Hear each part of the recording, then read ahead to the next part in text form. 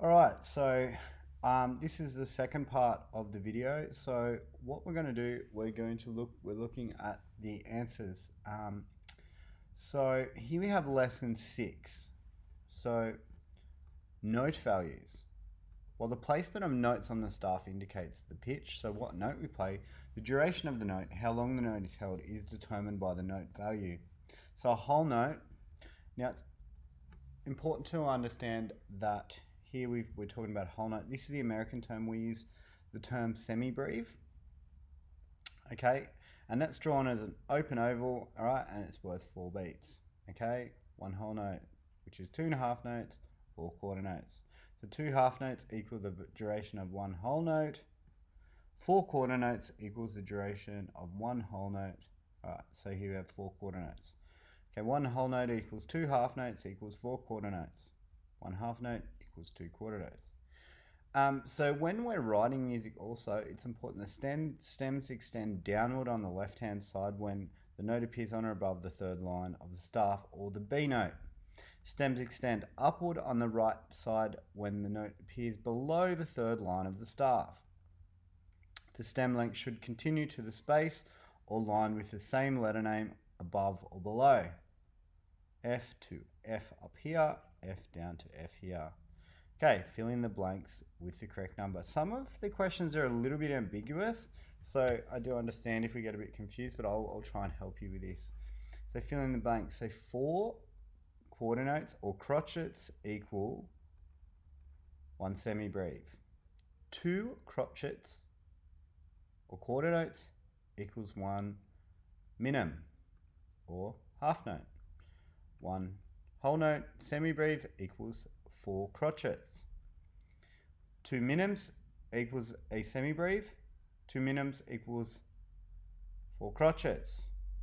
1 semi-breve equals 2 minims.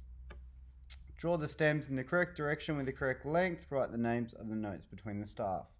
So I want you to go through, and as we did with the last video, go through and mark your work here and make sure it looks exactly the same as this.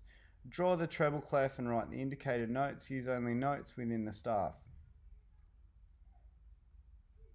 Okay. Question 4, draw the bass clef and write the indicated notes. Use only notes within the staff. Okay, so here we have E half, D quarter. All right, again, go through and mark that work there. Measure bar line and double bar line. So when we're reading music, music is divided into equal parts by bar lines. The area between the 2 bar lines is called a measure or bar. So here is 1 bar. Double bar is written at the end of the piece of music is made of 1 thin line and 1 thick line.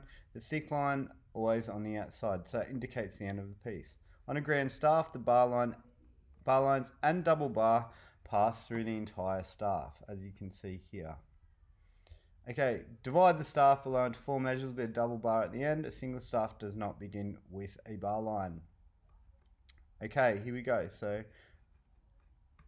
this is what yours should look like. Draw the treble clef. Here we go. Divide the staff below into 4 measures, as above also.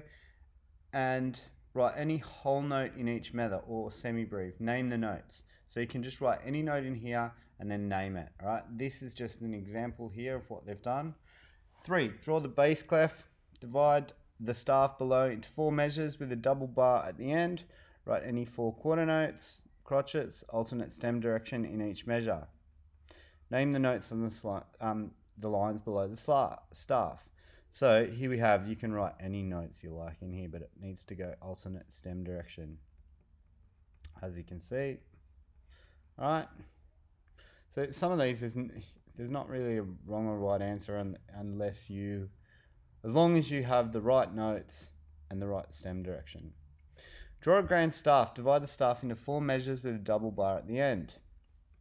Write any 2 half notes in each measure alternate stem direction. And staffs. Name the notes on the lines below the staff. Begin with a bar line before the clef lines when there is a grand staff. Okay, and as indicated here, correct student answers may vary. Okay, some of these questions are a bit ambiguous, I have found. So we've looked at time signatures already, but this will help you to reinforce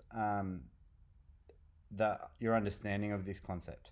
So time signature appears at the beginning of a piece of music after the clef sign. It contains two numbers, one above the other. The upper number tells you how many beats or counts in each measure, in this case 4. The lower number indicates what type of note receives one beat, in this case a quarter note. In 4/4 time, a quarter note is equal to one count or beat. Count 1, 2, 3, 4, and clap the rhythm evenly once per beat. The beat numbers are written under the notes. Also say tar and clap. So this this is a way of counting using tar, tar-te, tar-ah. I tend to not use this way of counting, but it's important to understand both ways. A half note is equal to two counts of beats. Count and clap the rhythm evenly, holding your hands together for 2 beats. The beat numbers are written underneath the notes. So this would be 1, 2, 3, 4. This would be 1, 3, 4. So 2 notes. So then a whole note is equal to 4 counts. I should probably do this on the piano, but so you just need to understand that how long the notes last for. So it's equal to 4 counts of beats. Count and clap the rhythm evenly, hands together for 4 beats. The beat numbers are written under the notes. Also say ta, ah, ah, ah. So that just indicates how long the note goes for. Add the following notes to get the total number of beats. 1 plus 1, 2. Okay, 2 plus 1, 3. 2 plus 2, 4. All right, so just go across and mark this and make sure that you have the correct answer. Number 2, draw bar lines, a double bar line at the end, and stems on the appropriate notes in the following example so that there are 4 beats in each measure. Count and clap saying tar, etc. So here we have draw bar lines, double bar at the end, and stems appropriate. So this doesn't need a stem, so yours should look exactly like this, all right?